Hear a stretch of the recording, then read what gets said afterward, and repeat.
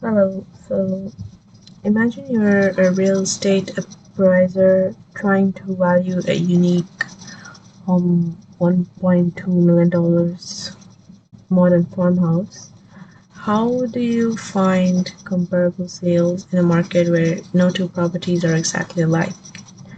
This is the problem we set out to solve with my powered property recommendation system. It combines machine learning with real world appraisal um, to to identify ideal comparable properties in seconds.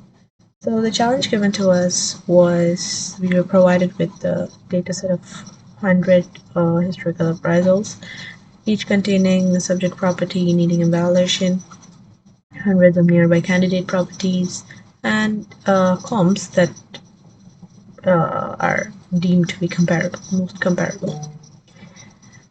And the mission was threefold: automate the comp selection process, explain why specific properties were chosen, and so yeah, and to validate that our AI choices matched uh, human expert decisions, right? So getting started, this is how my system looks like. My property recommendation system looks like. There's like a drop down menu. We load the property, it gives out the information of the property I selected, and there's like we find comparable properties, and we get like top three comparable properties, which gives the information of those properties as well as what are the matching features. Yeah. So the features of this software of this model is that it recommends top three comparable properties using XGBoost, a machine learning model, shows clear reasons for each recommendation, handles messy real-world data with robust preprocessing, addresses normalization, numeric field cleaning, data formatting, coordinate validation, and the tech stack used: FastAPI, React, um, XGBoost, self-contained full stack solution with ready-to-use AI, right? And there are set up instructions on my GitHub on how to set up in your local host. Uh, the project structure that would look like for you, um, the usage guide,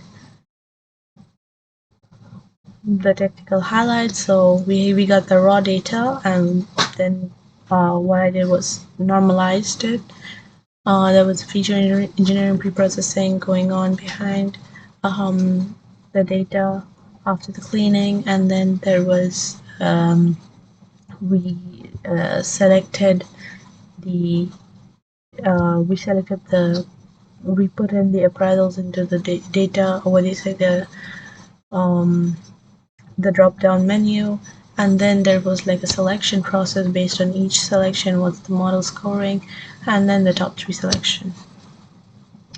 uh, Key metrics, the given key metrics were living area, recency, which was preferably sold less than 90 days, location, lot size, and if there was bed bath exact match with preferred.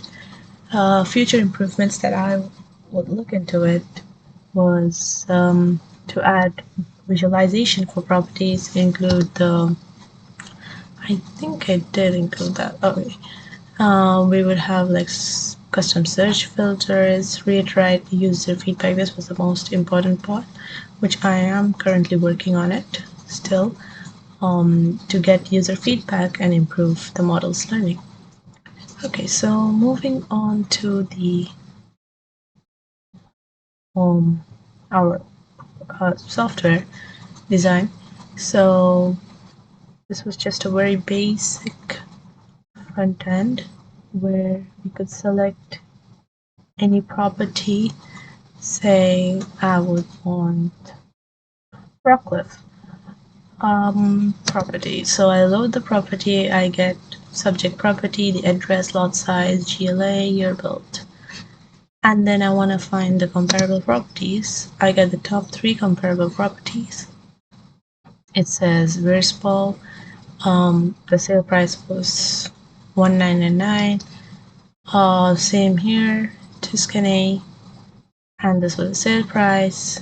This and this was the sale price. So what were the matching features? Sold within last month. Matching features sold within last month, yep. Now I would like to look for maybe some other product, maybe Armquest.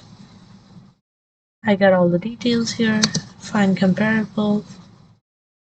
Similarly, matching features were sold within last month. Let's look into,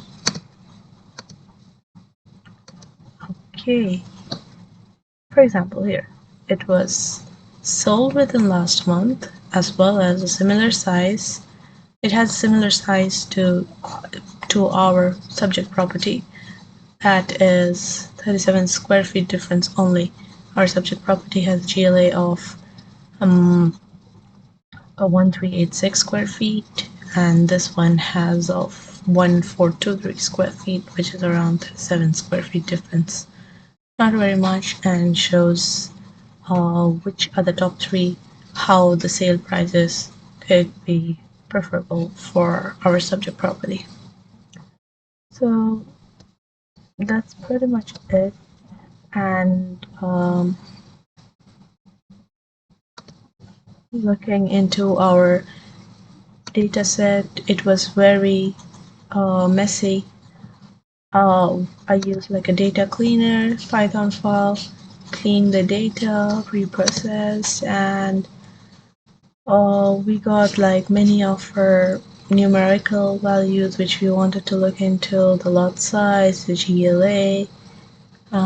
Because if we look over here, we have like different GLA, different lot size.